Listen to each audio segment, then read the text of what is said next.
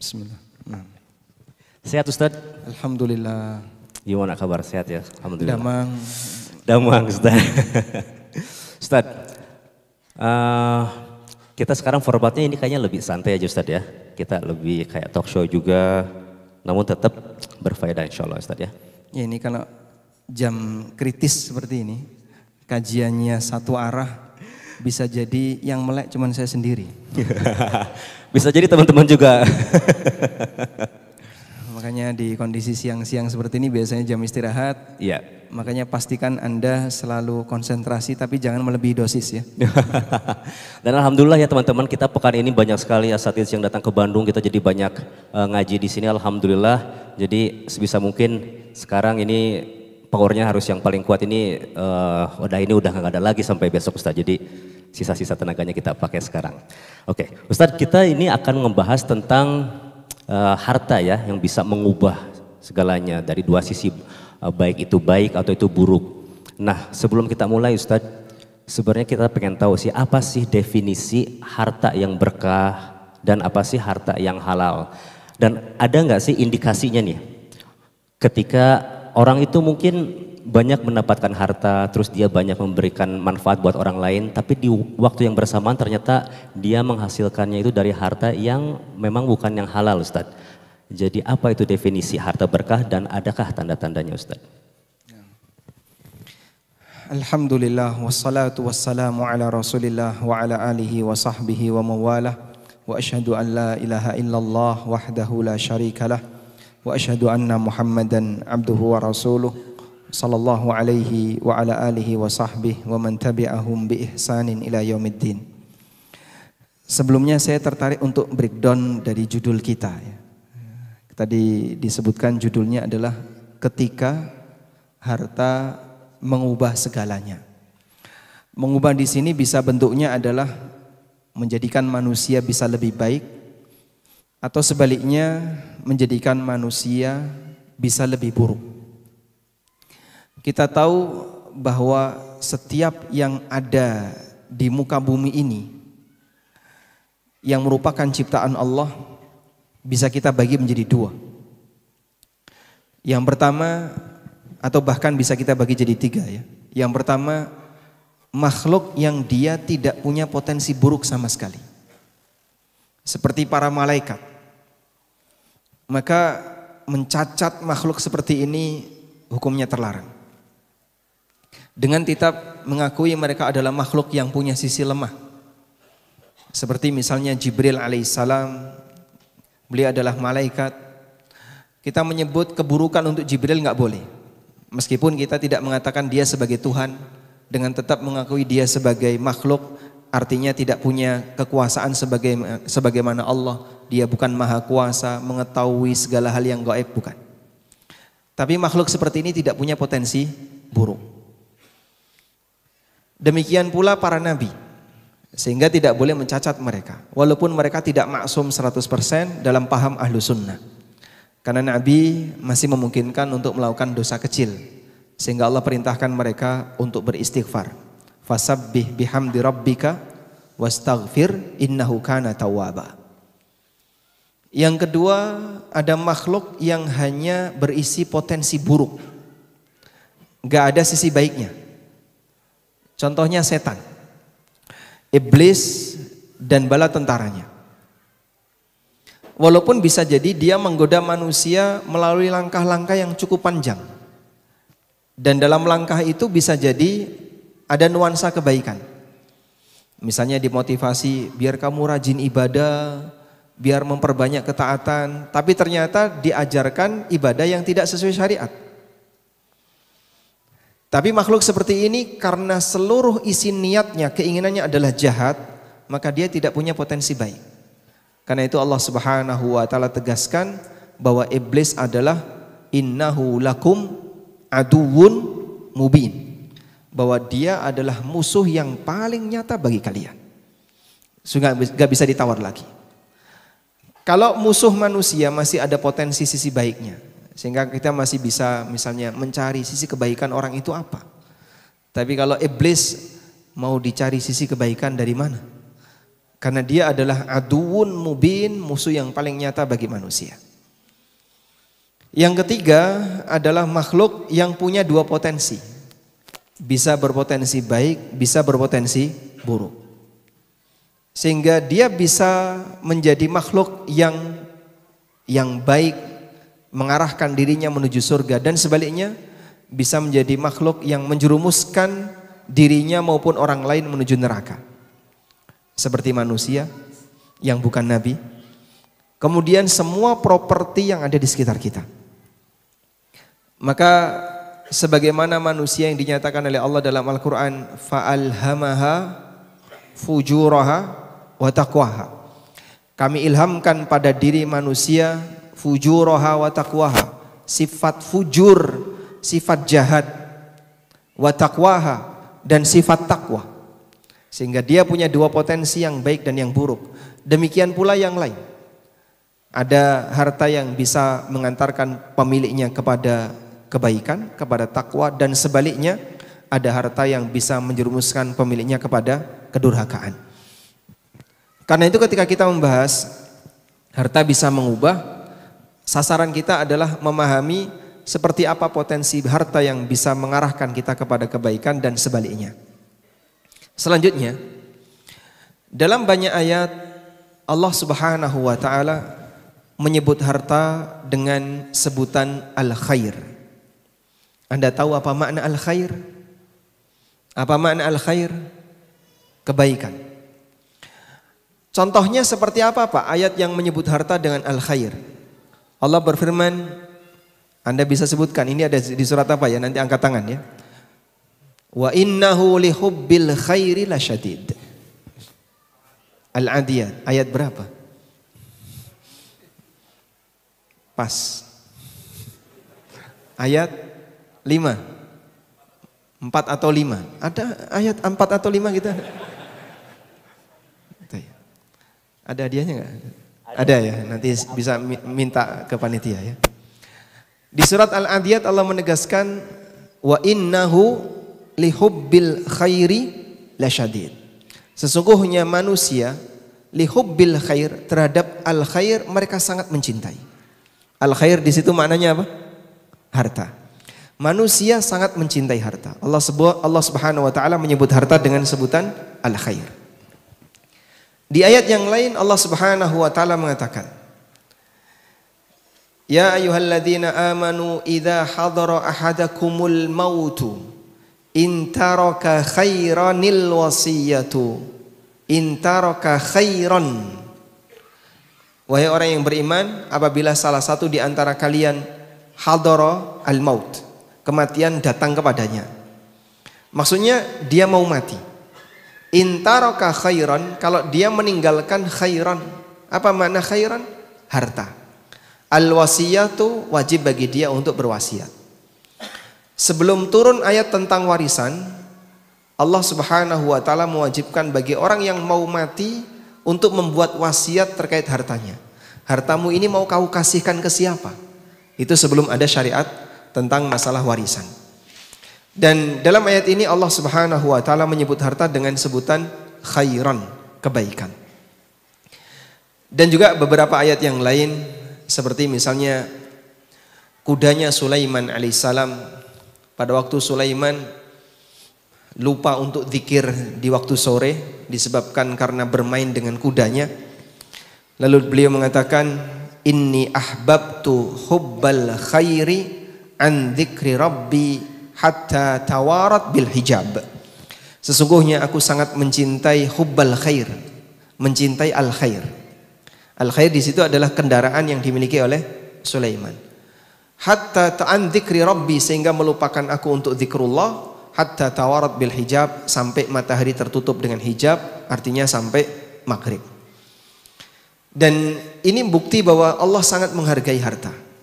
Sampai dalam Al-Quran disebut dengan al khair. Karena harta ini punya potensi yang luar biasa. Manusia yang ingin taat, dia butuh modal harta.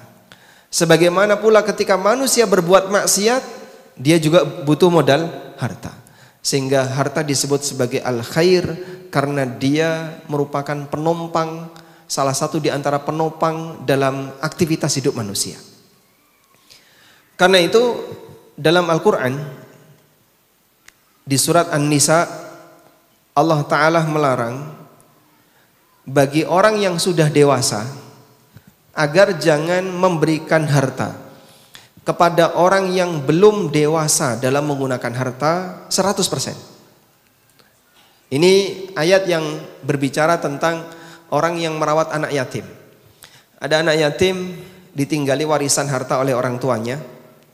Allah Subhanahu wa taala melarang, jangan kau kasihkan seluruh harta warisan anak yatim ini kepada orang ini. Karena dia belum bisa dewasa dalam mengatur harta. Ketika dia belum dewasa, kemudian kau kasihkan semuanya, bisa jadi akan dipakai untuk pemborosan tanpa sadar. Sehingga sikap yang tepat gimana? Kasihkan sedikit demi sedikit. Allah Subhanahu wa taala berfirman, "Wala tu'tus sufaha amwalakumul lati ja'alallahu lakum qiyaman warzuquhum fiha." Janganlah kalian berikan kepada as-sufaha, orang-orang bodoh, amwalakum, harta kalian. Maksudnya adalah harta manusia. Allati ja'alallahu lakum qiyaman, yang Allah jadikan harta itu sebagai qiyam. Qiyam artinya apa? Qiyam, penegak, sebagai penegak kehidupan kalian. Allah sebut harta dengan penegak kehidupan kalian. Pelajaran yang bisa kita ambil dari ayat ini, Allah menyebut orang yang tidak bisa menggunakan harta dengan benar itu sebagai as-sufaha. As-sufaha itu jamak dari kata safi. Safi artinya orang bodoh yang belum dewasa, belum ngerti bagaimana pemanfaatan harta dengan benar, sehingga dia suka melakukan pemborosan. Praktek seperti itulah yang disebut sebagai tindakan sufaha. Baik, dan ini semuanya adalah bukti bagaimana penghargaan yang diberikan oleh syariat ini kepada harta, sehingga harta itu kalau bisa dijaga dengan baik, karena harta itu adalah al-khair. Allah Subhanahu wa taala melarang kita untuk melakukan pemborosan terhadap harta, sehingga kalaupun ada anak yatim yang memiliki harta, jangan langsung dikasihkan semuanya, tapi kasihkan sedikit demi sedikit. Makanya Bapak Ibu yang kami hormati, kalau ada ungkapan ya, bapak-bapak jika punya uang tolong diamankan, hindarkan dari jangkauan anak-anak dan ibunya anak-anak. Ini salah atau benar Pak? Hah? Salah? Terjadi perbedaan pendapat ya antara atas dan bawah. Nah, jadi Anda diperintahkan untuk menjaga harta, sehingga ketika ada orang yang belum dewasa dalam menggunakannya, Allah perintahkan kasih sedikit demi sedikit. Selanjutnya, seperti apa sih definisi harta yang berkah itu? Kita akan melihat terlebih dahulu hakikat dari harta yang sebenarnya. Kayak apa harta yang dimiliki oleh manusia? Ada seorang sahabat yang bernama Abdullah bin Sikhir.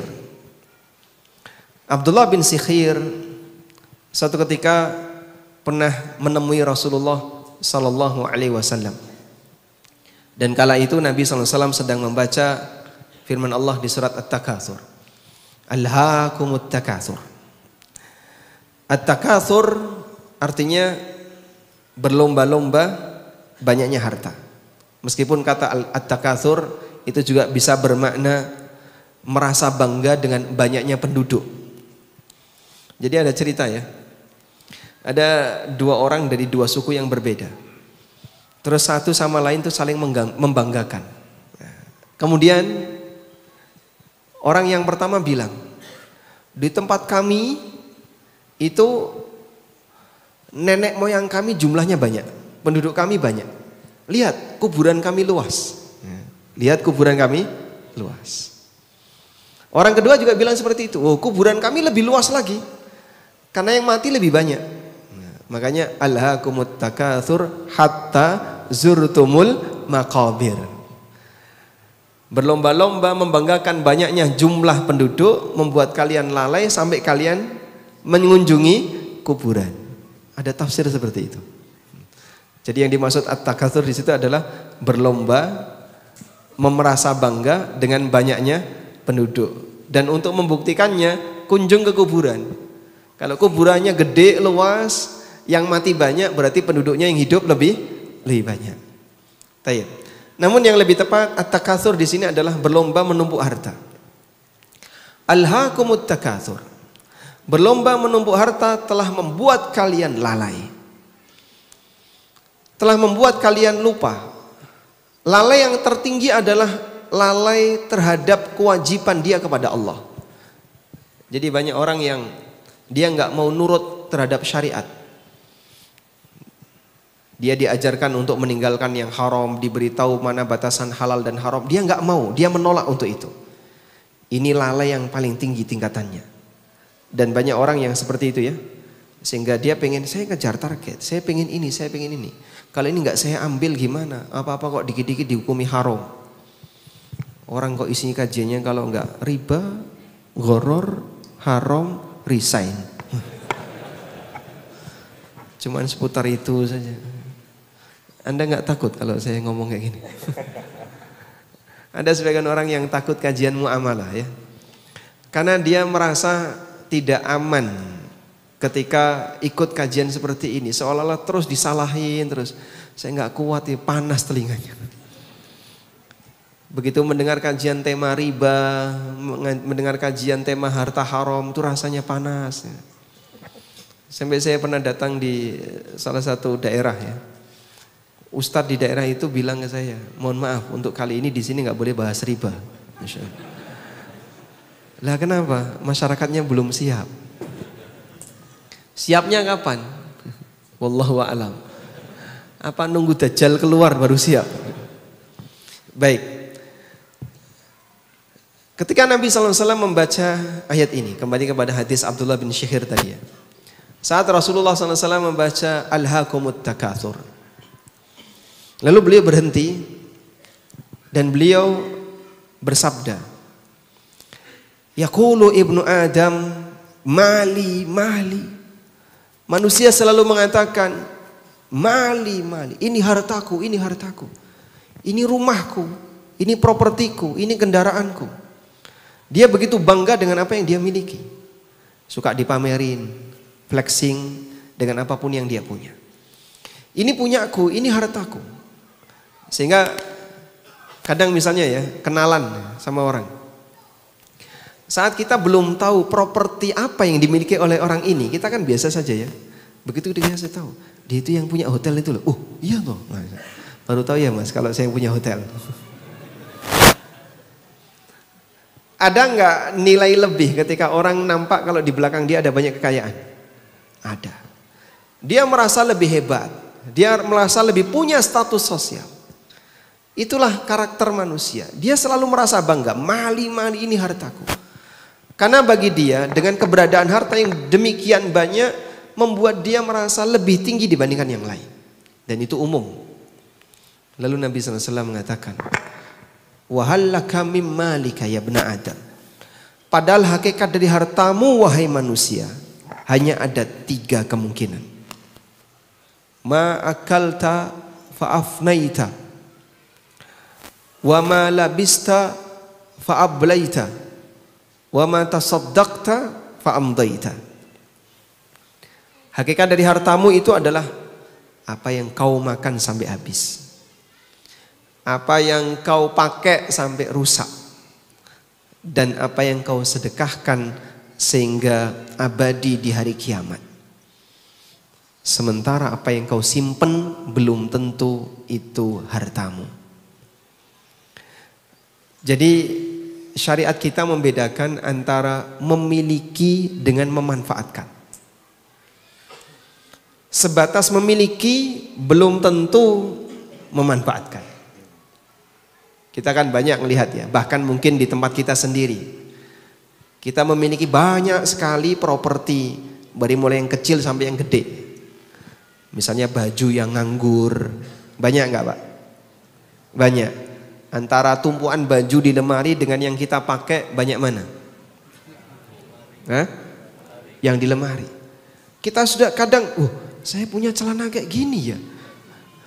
Sudah lupa dia belinya kapan celana ini masuk lemari, padahal dia yang masukin sendiri. Loh kok saya punya baju kayak gini, saya punya kaos kayak gini. Sampai lupa dia punya pakaian tertentu karena saking lamanya nggak dipakai. Pernah ngalamin nggak gitu? Itu cuman kita tumpuk jamaah. Kita cuman ngumpulin, kita kumpulin dalam jumlah banyak, tapi kita tidak memanfaatkan.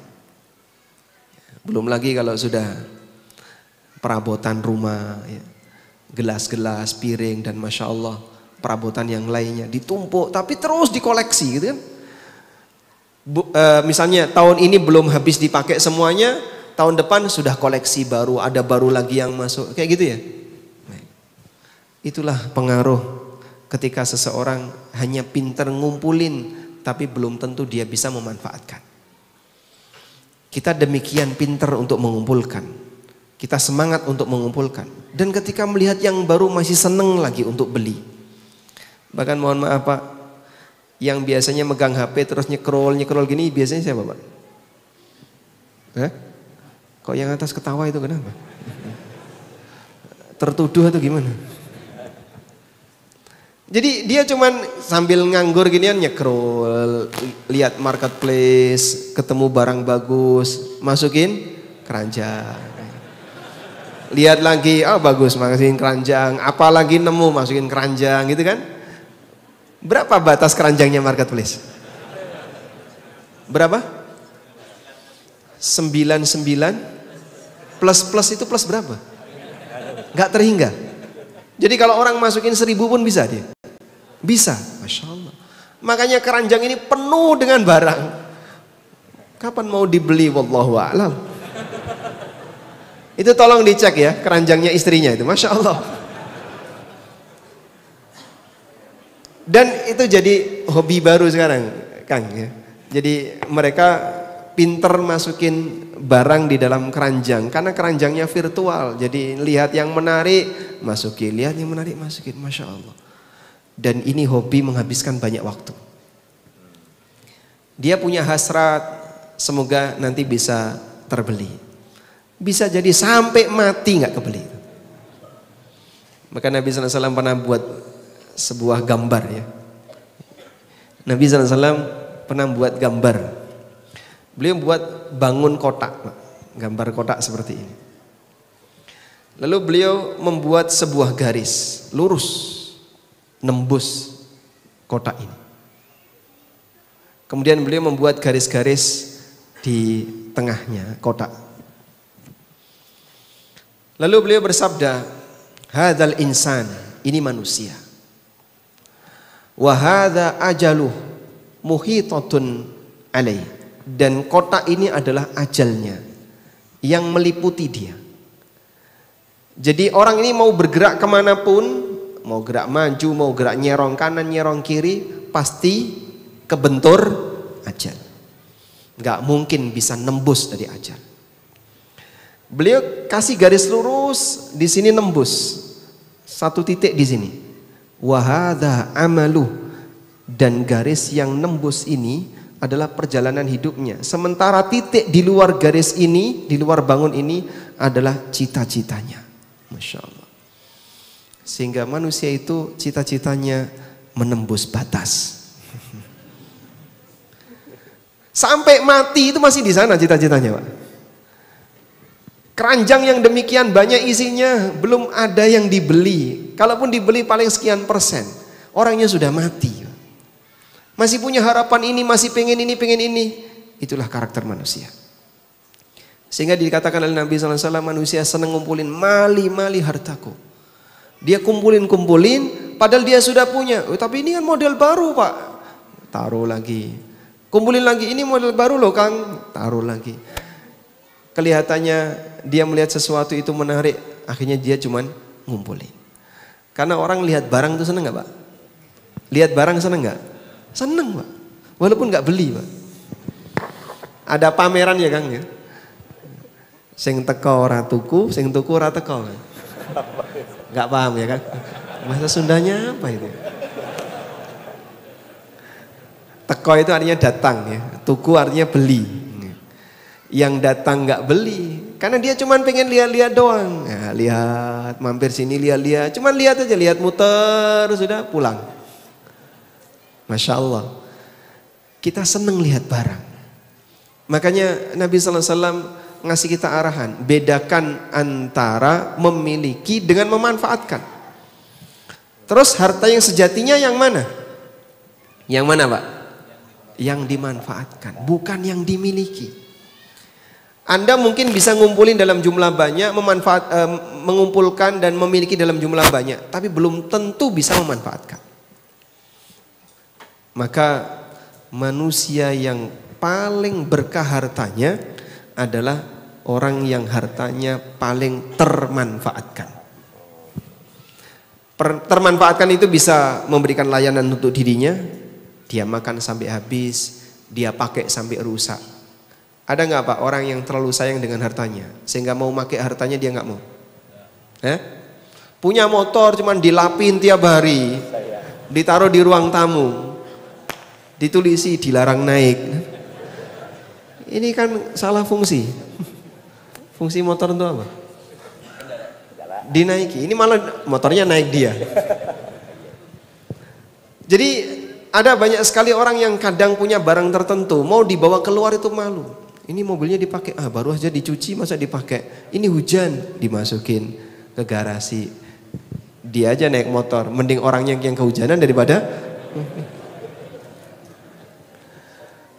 Ada juga yang punya tas branded Bang. Iya. Dia apa ini biasanya? Ditaruh di lemari itu Pak. Padahal fungsi tas itu apa Pak? Untuk wadah. Ini enggak, tasnya diwadahi. Cuman ditaruh di lemari, sampai kapan tasnya akan keluar? Wallahu a'lam. Lah Anda ngumpulin kayak gini, jadinya enggak fungsi kan? Cuman disimpan. Maka Rasulullah SAW adalah lambang manusia yang paling efisien hartanya. Beliau dapat tapi seketika habis. Untuk dimanfaatkan pribadi, keluarganya ketika masih ada sisa, apa yang dilakukan Nabi SAW? Disedekahkan. Sehingga Rasulullah SAW bukan tipe orang yang suka ngumpulin. Berbeda dengan karakter manusia pada umumnya. Rasulullah SAW adalah orang yang demikian efisien dalam penggunaan harta. Dan efisiensi harta apabila dia termanfaatkan semuanya, tidak cuma nganggur, nggak dimanfaatkan. Kadang ada orang punya makanan ya, ini kok mahal ya, saya mau makan malu. Akhirnya cuma disimpan, basi. Begitu menjelang basi dimakan. Ada kayak gitu Pak? Lah kenapa kamu beli kalau itu mahal? Ya pengen sesekali beli. Terus cuman dia sayang ini kalau dimakan, aduh mahal banget kok dimakan langsung dah. Cuman disimpan, ya udah. Kualitasnya turun. Dan demikianlah karakter kenikmatan dunia. Allah memberikan batas yang demikian banyak. Karakter kenikmatan dunia itu banyak batasnya. Pertama, nikmat dunia sendiri nggak tahan lama. Nggak ada makanan yang nggak basi. Nggak ada daging yang bisa bertahan lama. Semuanya punya potensi basi. Bahkan barang-barang yang nggak basi dia bisa rusak. Maka dibatasi oleh Allah. Nggak ada kenikmatan dunia yang sifatnya bertahan lama. Dunianya memang belum kiamat, tapi isinya udah mulai kiamat satu-satu. Ini meja berapa lama umurnya? Dia bagian dari unsur dunia. Bisa bertahan 5 tahun Pak, atau 6 tahun. Innalillahi wa inna ilaihi raji'un. Ya. Masyaallah. Oh angin. Baik, bismillah. Ini anak-anak mungkin bisa dijaga ya ketertibannya. Kembali fokus ke sini. Allah Subhanahu wa taala jadikan isi dunianya belum kiamat tapi isinya sudah berakhir satu demi satu secara bertahap. Sehingga ada bagian dunia di masa silam sekarang sudah enggak ada. Ada yang dipertahankan oleh Allah, ada yang dulu jaya sekarang hancur. Beberapa bangunan bertahan seperti Ka'bah. Allah Subhanahu wa taala jadikan bangunan ini bertahan lama. Meskipun bangunan yang lain dia tidak bertahan lama. Demikian pula manusianya sendiri ketika menikmatinya penuh dengan pantangan. Baik. Makanan apa yang paling Bapak sukai? Soto. AA paling suka soto ya. Baik. Dalam soto yang Anda konsumsi, ada nggak potensi bahaya di situ? Ada? Apa saja? Kolesterol. Ya. Terus apa lagi? Asam urat. Ada unsur apa yang kira-kira bisa berbahaya bagi badan? Sehingga kenikmatan yang kita punya ketika kita menikmati berpotensi bahaya. Kemudian ditambah lagi kita dibatasi oleh Allah. Saat bapak sakit misalnya, sakit gigi ya, ada soto yang paling enak, bisa ngerasain enak nggak?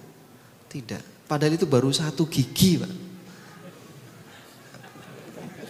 Coba kalau yang lubang 10 gigi pak, nggak bisa ngomong orang itu. Subhanallah. Belum lagi pantangan dalam diri kita. Ditambah lagi ketika harta itu haram dalam mendapatkannya, saat didapatkan takut, nyimpen takut, memakai takut. Betul ya?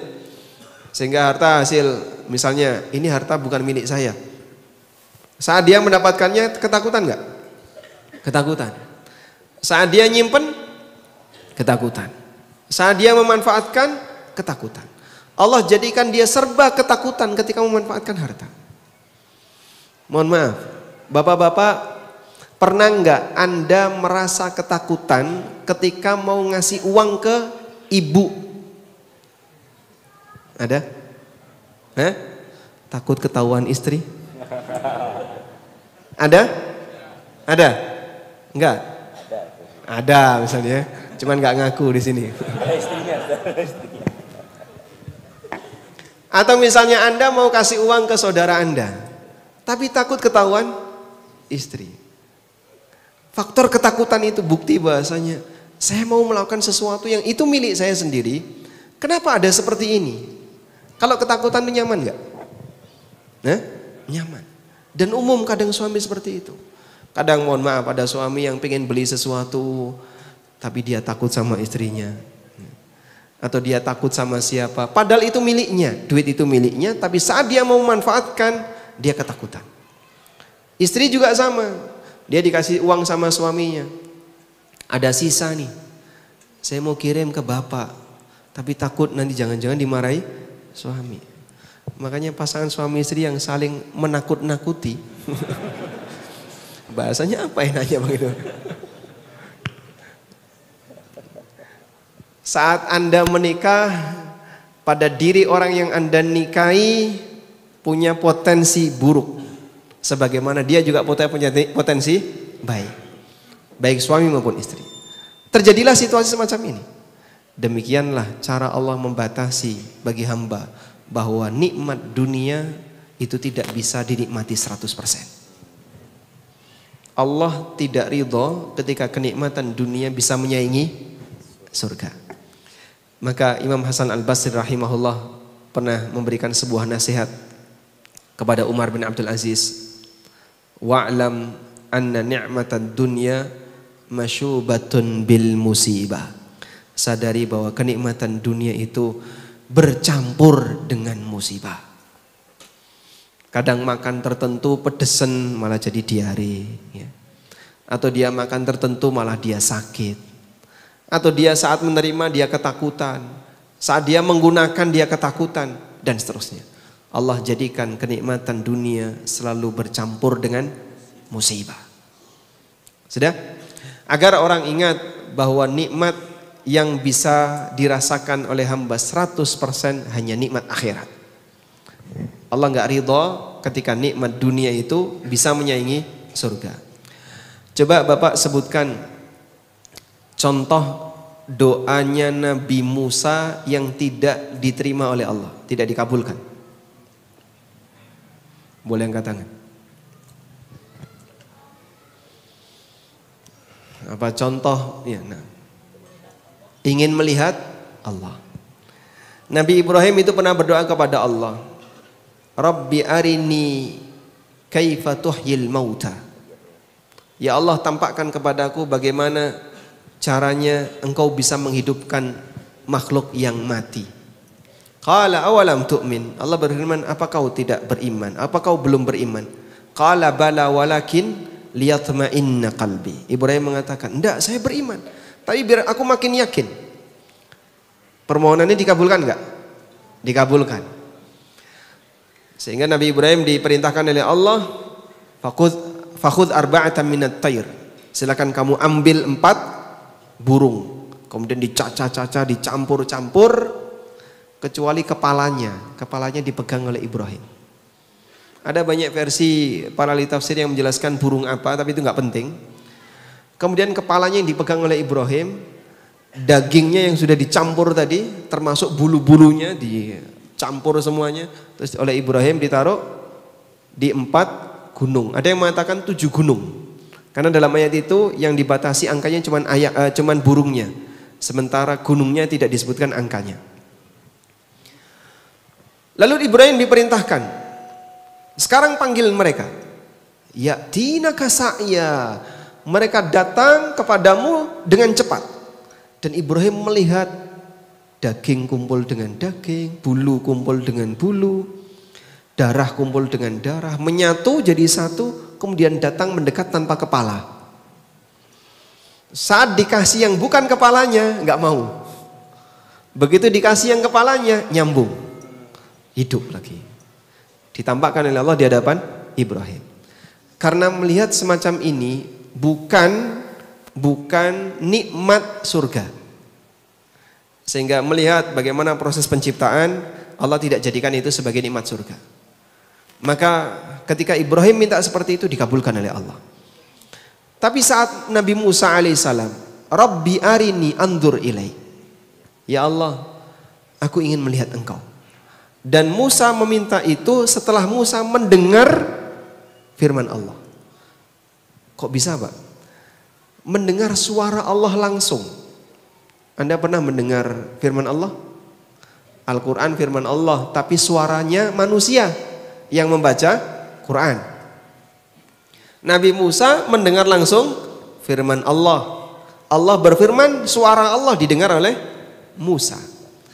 Maka saat beliau mendengar suara Allah, beliau ingin melihat Allah. Ingin mendapatkan nikmat yang lebih tinggi. Setelah beliau mendengarkan suara Allah. Namun Allah tidak kabulkan.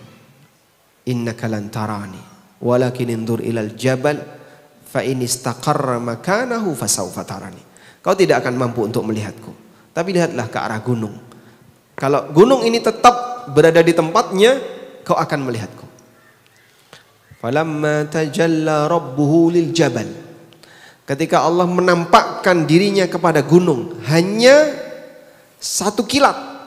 Dan sebagian ahli tafsir menjelaskan, sebagian ulama itu pakai isyarat hanya seujung jari. Allah tampakkan dirinya kepada gunung. Ja'alahu dakkan. Gunung itu meledak. Jadi gunung ini hilang. Dulu ada di zaman Musa, tapi hilang. Wa kharra Musa sa'iqa, kemudian Musa jatuh tersungkur pingsan. Musa tidak kuat ketika melihat ke arah gunung yang meledak. Gunung melihat Allah nggak bisa. Baik. Nah, kenapa Allah tidak mengizinkan Musa ketika berdoa melihat dirinya? Karena ini puncak nikmat surga. Sehingga Allah nggak ridho ketika nikmat surga dikasihkan ke dunia. Maka tidak ada, Pak, manusia yang bisa menikmati hidup di dunia ini 100% itu tidak ada. Pasti ada sisi yang kurang. Oleh karena itu Rasulullah SAW menjadi manusia yang paling efisien dalam masalah harta, karena beliau menyadari untuk bisa mendapatkan kenikmatan puncak adalah perjuangan menuju surga. Sehingga harta itu dimanfaatkan semaksimal mungkin. Wallahu a'lam. Ini saya offset yang jadinya kepanjangan. Masya Allah Ustaz. Udah jelas ya teman-teman apa itu tadi definisi dari harta yang berkah. Nah, pertanyaan Ustaz, ya kita ketahui bahwa Nabi Muhammad SAW ketika menikah dengan Khadijah, dikala itu Khadijah pada saat itu banyak juga hartanya ya. Dan kita juga pernah mendengar bahwa Rasulullah SAW beberapa bulan rumahnya itu tidak ngebul ya, tidak ada makanan gitu ya.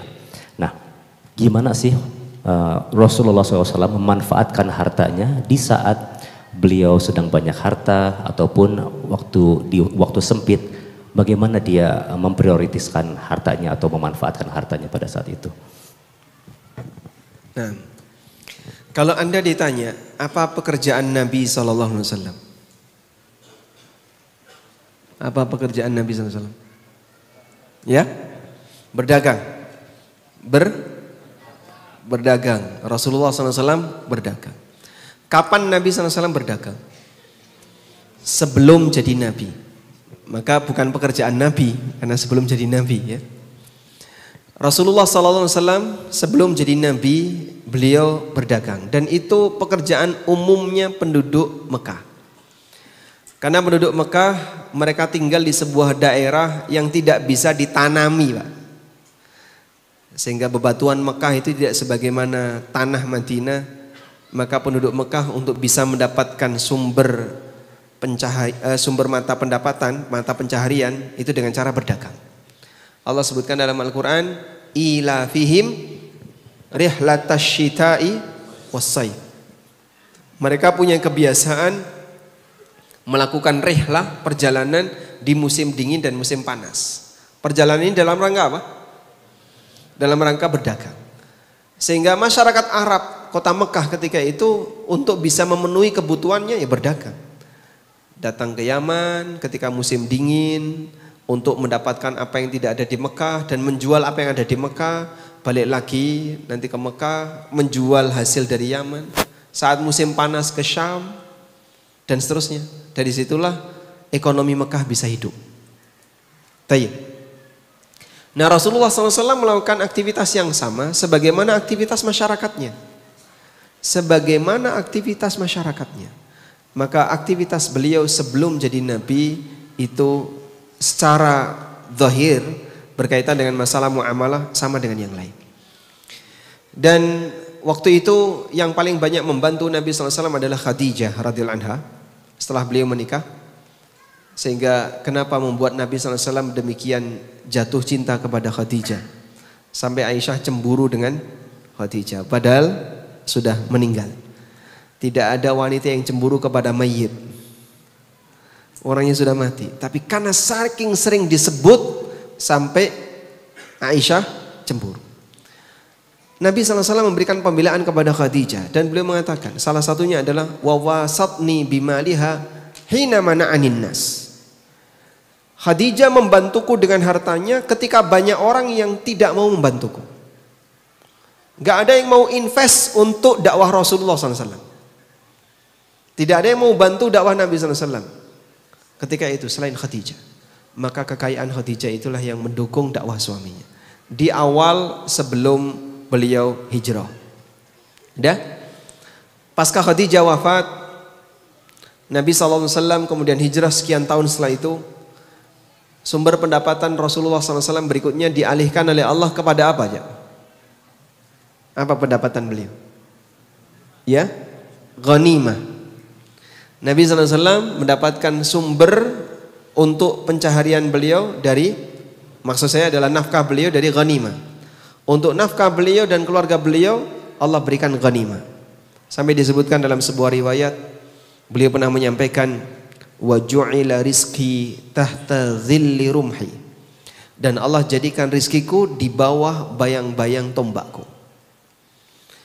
Dari situlah Rasulullah SAW mendapatkan tabungan, sumber pendapatan untuk nafkah beliau dan keluarganya.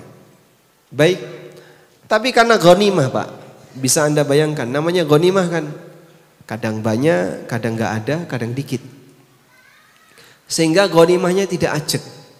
Sampai pada titik tertentu ghanimah yang dimiliki oleh kaum muslimin itu berupa kebun, sehingga menghasilkan kurma yang sifatnya ajek terus menerus. Ghanimah negeri mana itu? Negeri mana? Negeri mana sih? Khaybar. Makanya sejak Khaybar ditaklukkan, Rasulullah SAW membuat pengumuman, siapapun yang mati punya utang tak lunasi utangnya. Itu sejak Khaybar ditaklukkan. Karena ketika beliau mendapatkan ghanimah Khaybar, beliau mendapatkan kebun kurma yang luas sekali. Dan dari hasil itu Rasulullah SAW gunakan untuk nutupi utang-utang kaum muslimin. Baik. Nah, karena demikian kondisi ghanimah, terkadang beliau dapat banyak, kemudian beliau kasihkan kepada orang lain. Maka wajar kalau kemudian di rumahnya Aisyah radhiyallahu anha, Rasulullah sallallahu alaihi wasallam terkadang tidak bisa mendatangkan bahan makanan karena sudah nggak punya.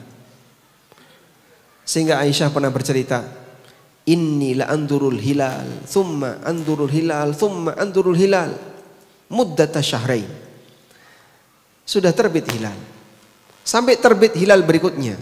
Sampai terbit hilal berikutnya kurang lebih 2 bulan. Dapurnya Aisyah tidak ngepul. Kenapa nggak ngepul? Kalau orang zaman sekarang, Pak, kenapa dapurnya nggak ngepul? Gas entek, gasnya habis. Aisyah radhiyallahu anha, kenapa dapurnya nggak ngepul? Nggak ada yang dimasak. Mau masak bahan apa? Nggak ada bahan.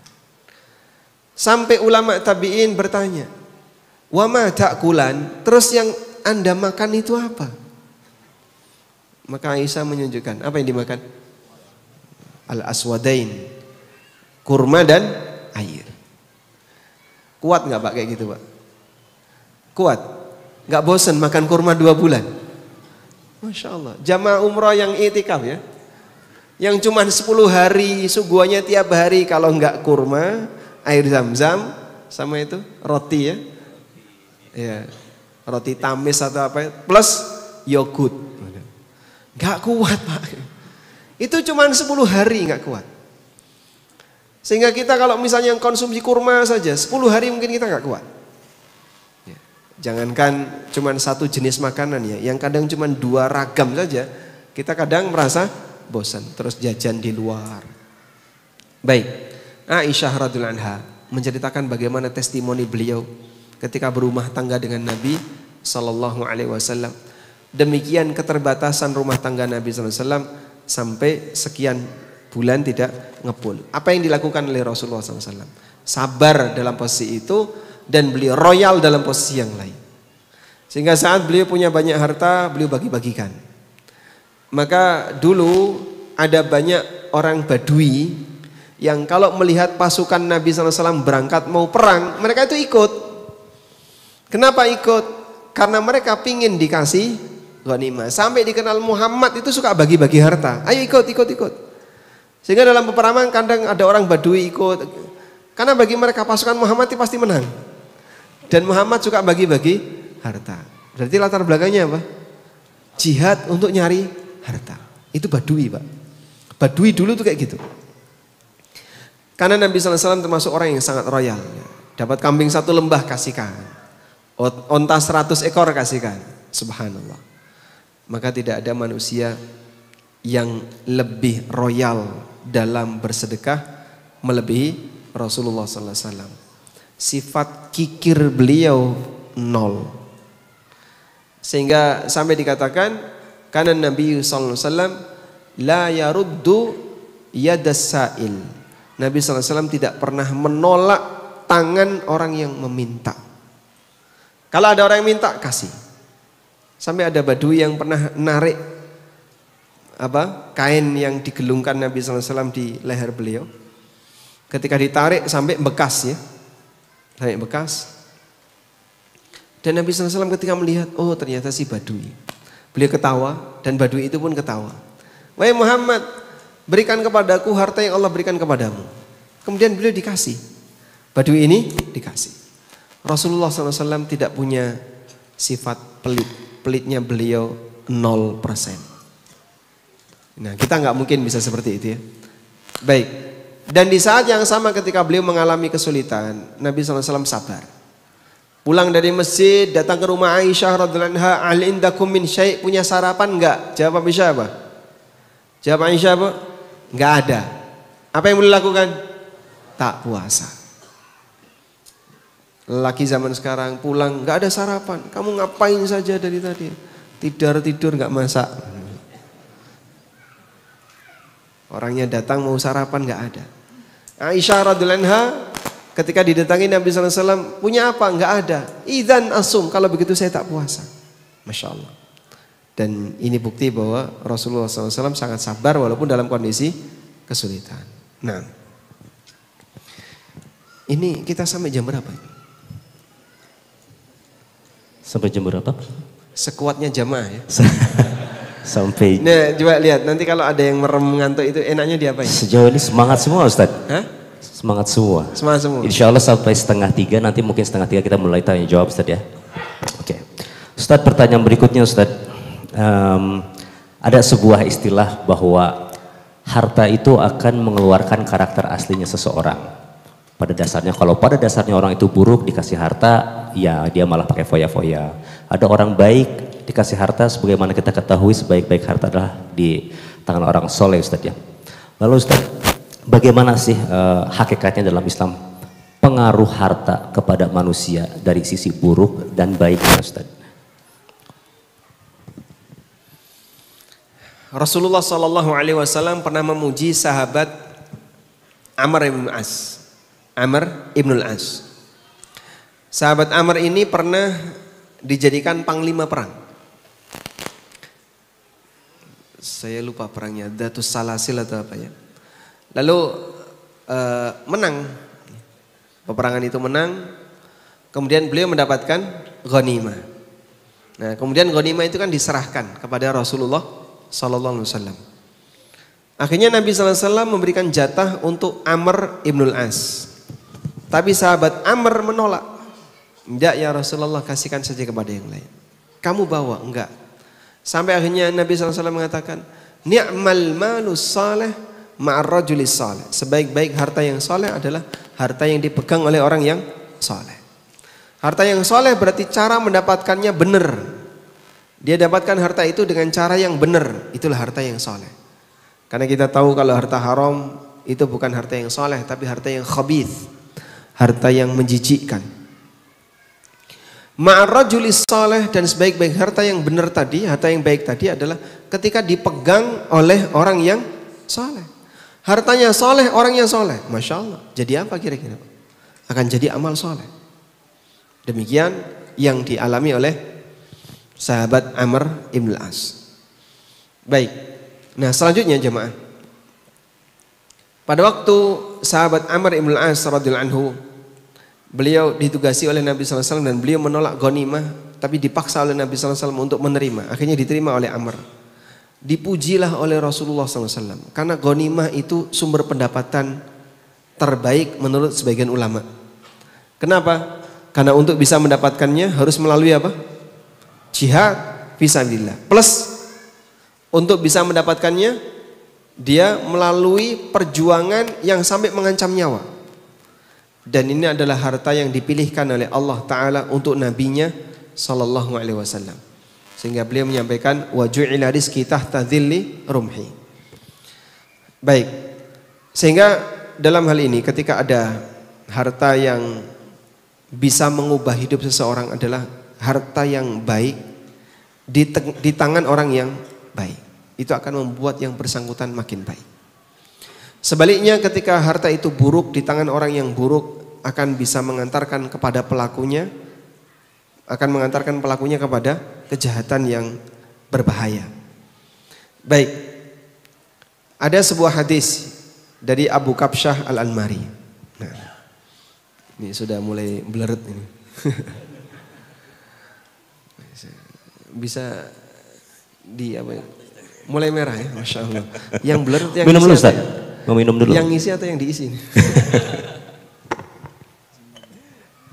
Perlu dijok.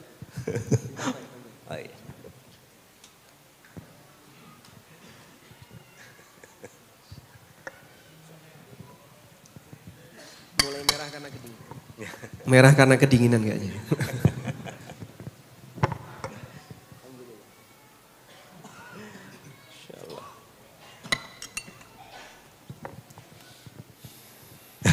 Sampai mana tadi?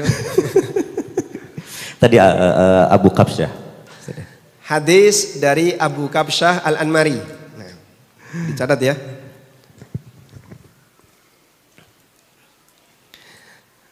Nabi SAW pernah bersabda, Innamad dunya li arba'i nafarin. Isi dunia itu hanya 4 tipe manusia. Dan beliau ketika menjelaskan 4 tipe ini, kombinasinya adalah antara harta dengan ilmu. Lalu beliau menyampaikan, abdun razaqahullahu malan wa ilma. Manusia jenis pertama, orang yang diberi oleh Allah harta dan ilmu. Fayattaqi fihi rabbah wa yasilu bihi rahimah wa ya'lamu lillahi fihi haqqah. Dia gunakan hartanya untuk bertakwa kepada Allah. Dia gunakan hartanya untuk silaturahmi, dan dia tahu kewajiban yang harus dia tunaikan terhadap hartanya. Kata Nabi SAW, hadza bi'a'lal manazil. Ini manusia yang tingkatannya paling tinggi. Ini manusia yang tingkatannya paling tinggi. Dia punya potensi dan dia manfaatkan potensi itu untuk kebaikan. Yang kedua, wa abdun razaqahullahu ilman wala mala. Ada orang yang diberi oleh Allah ilmu tapi nggak punya harta. Wa huwa sadiqun niyah, dan dia punya niat yang jujur. Fayaqul, akhirnya dia mengatakan, lau anna li mithla ma li fulanin la amiltu mithla ma amila fulan. Andaikan saya punya harta seperti yang dimiliki oleh si A itu, maka saya akan beramal seperti si A. Kata Rasulullah SAW, fahuma biniyatihi ajruhuma sawa. Dengan niat si B ini, pahalanya sama seperti si A. Yang ketiga, wa abdun razaqahullahu malan wala ilma. Ada orang yang diberi oleh Allah harta tapi nggak dikasih ilmu. Fayakhbitu fihi fi maksiatillah, maka dia manfaatkan hartanya untuk bermaksiat kepada Allah. La yasilu bihi rahimah wa la ya'lamu lillahi fi haqqah. Dia tidak gunakan untuk silaturahmi dan dia tidak tahu apa yang harus dia tunaikan terhadap hartanya. Kewajiban hartanya dia nggak ngerti. Kewajiban harta dia nggak ngerti. Kata Nabi SAW, fahadha bi akhbathil manazil. Ini yang paling rendah tingkatannya. Kenapa disebut paling rendah? Punya potensi, tapi dia tidak memanfaatkan potensi itu untuk kebaikan. Begitu? Selanjutnya, yang keempat, wa abdun lam yarzuqhullahu ilman wala mala. Yang keempat, orang yang dia tidak punya tidak diberi oleh Allah harta dan tidak punya ilmu. Fayaqul, kemudian dia menyampaikan niatnya, lau anna li mithla li fulanin la amiltu mithla ma amila fulan. Andaikan saya punya harta seperti si C, maka saya akan beramal seperti Pak C itu.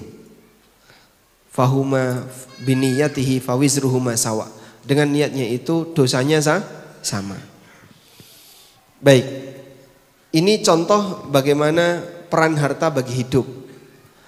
Sehingga Nabi SAW menyebutkan orang yang punya harta tapi tidak punya iman, tidak punya ilmu yang baik, tidak punya takwa, maka dia akan gunakan harta itu untuk apa? Maksiat. Disitulah keberadaan harta akan mengantarkan dirinya kepada kejahatan dan terwujud kejahatan itu karena dia punya fasilitas. Beda dengan orang keempat, pengen maksiat nggak punya harta. Terwujud nggak maksiatnya? Tidak. Walaupun dosanya sama seperti yang pertama. Karena andaikan dia punya fasilitas, pasti dia sudah melakukannya. Namun karena Allah nggak ngasih fasilitas ke dia, sehingga dia tidak bisa melakukannya. Insya Allah bisa dipahami ya. Sehingga kalau Anda bertanya, seperti apa sih potensi harta yang mengubah hidup itu? Ketika harta itu tidak ditunggangi oleh ilmu dan ditunggangi oleh ilmu. Saat harta ditunggangi ilmu, mengarahkan dia kepada ketaatan kepada Allah. Dipakai silaturahmi, tahu kewajiban hartanya, dan kebalikannya. Wallahu a'lam. Nah Ustaz, tadi kita sudah bicarakan tentang harta yang tadi ya Ustaz ya. Nah sekarang posisinya seandainya kita sudah alhamdulillah harta kita banyak, berkah. Tentunya kita harus punya ilmu bagaimana kita menyalurkan atau bagaimana cara kita memprioritaskan harta kita, Ustadz. Dan ini insya Allah pertanyaan terakhir, Ustadz. Jadi bagaimana cara kita memprioritaskan harta kita dan juga kiat-kiat nih bagi teman-teman yang punya harta banyak supaya tidak jatuh ke dalam fitnah harta tadi. Baik. Satu-satunya kewajiban harta yang menjadi rukun Islam apa, Pak? Zakat. Zakat ya. Kalau saya tanya, rukun zakat itu apa saja, Pak? Rukun zakat. Haul, nisab, terus apa? 8 asnaf. Kalau nggak ada budak gimana? Syarat zakat itu, rukun zakat itu apa? Ada nggak orang yang punya harta tapi nggak ngerti zakat? Muslim, royal, tapi dia nggak ngerti zakat. Saya nemu beberapa. Sehingga dia nggak tahu bayar zakat itu kayak gimana sih, cara ngitungnya gimana, bingung dia. Ketika orang tidak tahu zakat, ngertinya, oh zakat itu pokoknya 2,5% dari harta kamu, sampai rumah itu dihitung. Rumahnya berapa harganya? 100 M. 2,5% dari 100 M berarti berapa? 2,5 M. Dia harus zakat 2,5 M karena dia punya villa misalnya. Punya villa, punya hotel, nilainya 100 M. Dia melakukan seperti itu karena dia tidak tahu bagaimana cara ngitung zakat.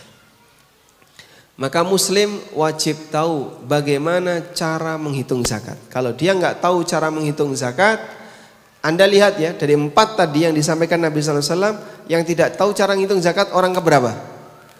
Ketiga, punya harta tapi tidak punya ilmu, lalu dia habiskan hartanya untuk maksiat kepada Allah. Dan dia disebutkan tidak tahu kewajiban apa yang harus dia tunaikan terhadap hartanya. Yang disebut oleh Nabi SAW bi akhbathil manazil, sebagai manusia tingkat yang paling rendah. Baik, oleh karena itu dalam hal ini prioritas yang harus dilakukan oleh seorang muslim berkaitan dengan masalah harta adalah prioritaskan yang wajib. Zakat itu yang utama. Sehingga konsekuensinya saya harus ngerti zakat. Kalau sudah ngerti, maka jadikan itu sebagai acuan untuk perhitungan. Amal zakat, amal bulanan atau tahunan?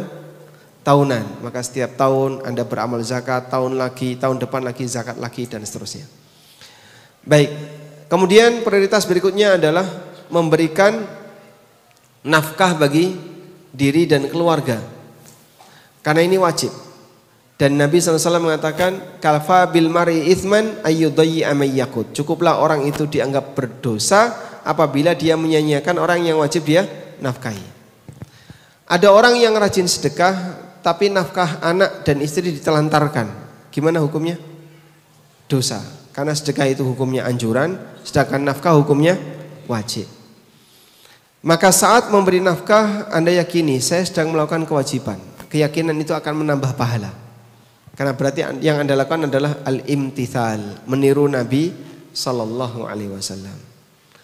Nah, selanjutnya masalah efisiensi adalah Anda bisa memberikan harta itu untuk yang umurnya panjang. Umur panjang itu apa? Wakaf. Biar dia lebih bertahan sehingga saat saya mati, harta yang saya sumbang itu masih ada.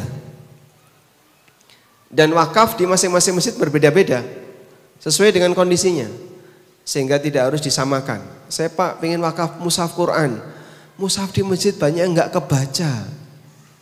Anda kalau wakaf mushaf gimana? Ya sudah, cuman nganggur saja. Bapak bisa wakaf yang lain, tapi saya pengennya Quran. Kalau mau Quran maka cari masjid yang yang kekurangan Al-Quran. Kayaknya nggak nemu ya Pak, semuanya sisa-sisa Quran karena jarang baca.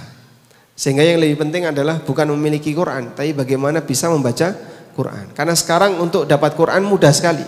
HP bisa, kemudian tanya orang bisa. Beda dengan dulu ya. Oleh karena itu dalam hal ini Anda wakafkan sebagian harta Anda, terutama untuk objek yang sifatnya tahan lama. Wallahu a'lam. Baik.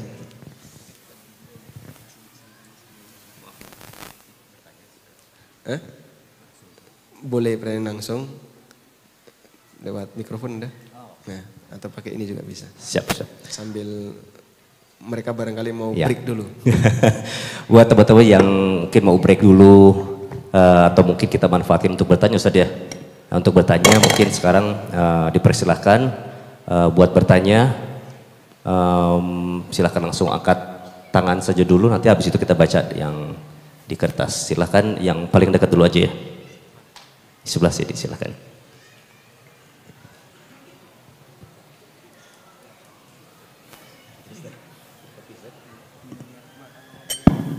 Bismillahirrahmanirrahim. Assalamualaikum warahmatullahi wabarakatuh. Waalaikumsalam warahmatullahi wabarakatuh. Terima kasih atas kesempatannya Ustaz. Terima kasih. Bertanya, berkaitan dengan harta yang mengubah segalanya. Saat ini saya sedang bermuamalah bersama teman. Kerjasama Ustaz sifatnya. Awal kerjasama itu sudah sepakat untuk amanah Ustaz. Tapi qadarullah di tengah perjalanan beberapa kali kawan ana berkhianat dengan mengambil uang tanpa bilang.